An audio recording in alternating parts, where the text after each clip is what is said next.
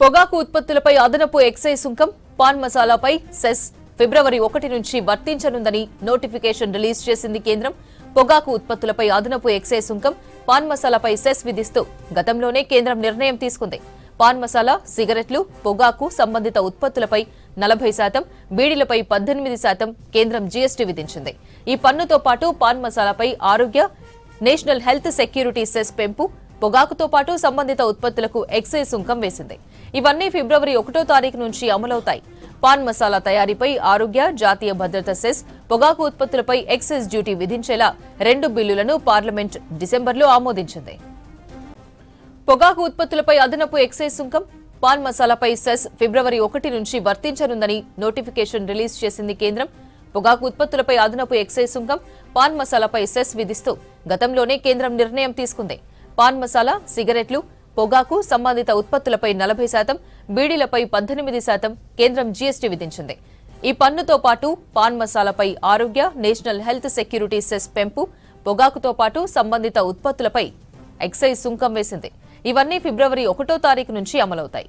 Pan masala తయారీపై ఆరోగ్య, జాతీయ భద్రత సెస్, పొగాకు ఉత్పత్తులపై ఎక్సైజ్ డ్యూటీ విధించేలా 2 బిల్లులను పార్లమెంటు డిసెంబర్లో ఆమోదించింది.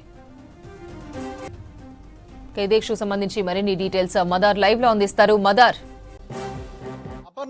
పొగాకు ఉత్పత్తులకు సంబంధించి అదనపు ఎక్సైజ్ సుంకాన్ని పెంచుతూ కేంద్రం నిర్ణయం తీసుకుంది. ఈ మేరకు గెజెట్ అనేది కూడా విడుదల చేసింది. పాన్ మసాలా పైన సెస్లను విధిస్తున్నారు. ఇక ఓవరాల్ గా పొగాకు ఉత్పత్తులకు సంబంధించి అది లగ్జరీ సంబంధించినటువంటి వస్తువుల జాబితాలో గతంలోనే చేర్చారు. అయితే మిగతా అన్నిటికి సంబంధించి జీఎస్టీకి సంబంధించి ఇటీవల మార్పులు తీసుకొచ్చినటువంటి సందర్భాల్లో కేవలం పొగాకు సంబంధించినటువంటి ఉత్పత్తులపైనే అప్పుడు ఇంప్లిమెంట్ చేయలేదు. జీఎస్టీకి సంబంధించి 40% పెంచుతూ లగ్జరీ వస్తువులపైన 40% పెంచుతూ నిర్ణయం తీసుకున్నప్పటికీ పొగాకు, పాన్ మసాలా వంటి వస్తువులపైన అప్పుడు జీఎస్టీ విధింపు అనేది చేపట్టలేదు. కొంత సమయం అనేది కూడా కంపెనీలకు కేంద్ర ప్రభుత్వం వెసులుబాటు అనేది కూడా ఇచ్చింది.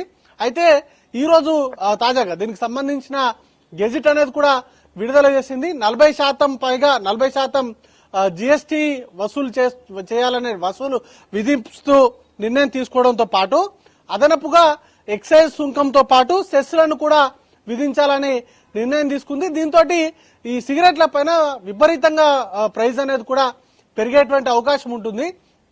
గతంలో సిగరెట్ల పైన 28% వరకు జీఎస్టీ అనేది ఉండే, ఇప్పుడు 12% హైక్ అయింది. మొత్తంగా 40%కి పన్ను జీఎస్టీని ఇంప్లిమెంట్ చేస్తుండడంతో పాటు అదనంగా ఎక్సైజ్ సుంకం అనేది కూడా విధిస్తున్నారు.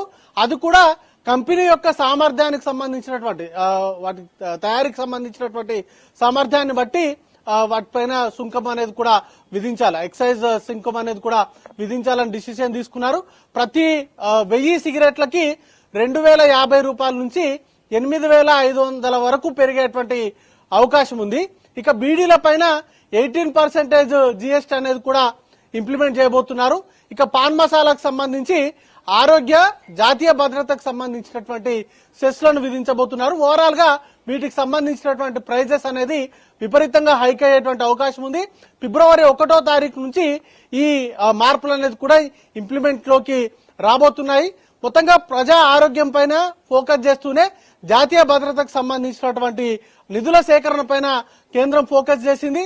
ఇటీవల డిసెంబర్ లో జరిగినటువంటి వింటర్ సెషన్ లోనే ఒక కీలకమైనటువంటి బిల్ అనేది కూడా కేంద్ర ప్రభుత్వం తీసుకొచ్చింది. హెల్త్ సెక్యూరిటీసే నేషనల్ సెక్యూరిటీ సెస్ బిల్ అనేది తీసుకొచ్చింది. ఆ సందర్భంలోనే ఆర్థిక మంత్రి నిర్మలా సీతారామన్ పార్లమెంట్ లోనే ప్రకటించారు. వీటి నుంచి వచ్చేటువంటి డబ్బులను నేషనల్ సెక్యూరిటీ బలోపేతానికి అవసరం వాటికి ఆ నిధులన్నింటినీ కూడా ఉపయోగించుకోబోతున్నామంటూ కూడా ప్రకటించారు. ఆ బిల్లు ఆమోదం పొందిన తర్వాత దానికి సంబంధించినటువంటి గెజెట్ ని రాష్ట్రపతి ఆమోదంతో ఆ గెజెట్ అనేది కూడా ఇంప్లిమెంటేషన్ లోకి వచ్చింది. దానికి సంబంధించి ఫిబ్రవరి 1వ తారీఖు నుంచి ఈ సిగరెట్లు అలాగే పాన్ మసాలాకు సంబంధించినటువంటి వస్తువుల పైన 40% జీఎస్టీ విధింపుతో పాటు అదనంగా ఎక్సైజ్ సుంకం, వాటితో పాటు సెస్ ఇవన్నిటిని కూడా వసూలు చేయబోతున్నారు.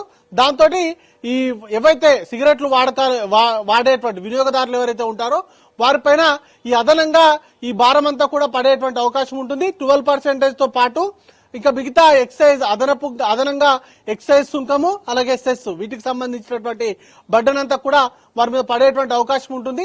అయితే ప్రజా ఆరోగ్యాన్ని దృష్టిలో ఉంచుకునే వాటిని సాధ్యమైనంత మేరకు వాటిని వినియోగాన్ని కంట్రోల్ చేయాలనేటువంటి లక్ష్యంతో ఈ వడ్డన అంతా కూడా ఉంటుందంటూ కూడా ఇటు కేంద్ర ప్రభుత్వం చెప్తా ఉంది. దానిలో భాగంగానే ఈ మేరకు 40% వరకు ఈ జిఎస్టీకి అలాగే అదనంగా ఎక్సైజ్ సుంకం వీటన్నిటిని కూడా వీటిపైన ఇంపోజ్ అనేది కూడా చేస్తా ఉన్నారు. దాంతో నేషనల్ సెక్యూరిటీకి అవసరమైనటువంటి నిధులను కూడా ఈ విధింపు ద్వారానే కేంద్ర ప్రభుత్వం వసూలు చేయాలని కూడా చూస్తుంది.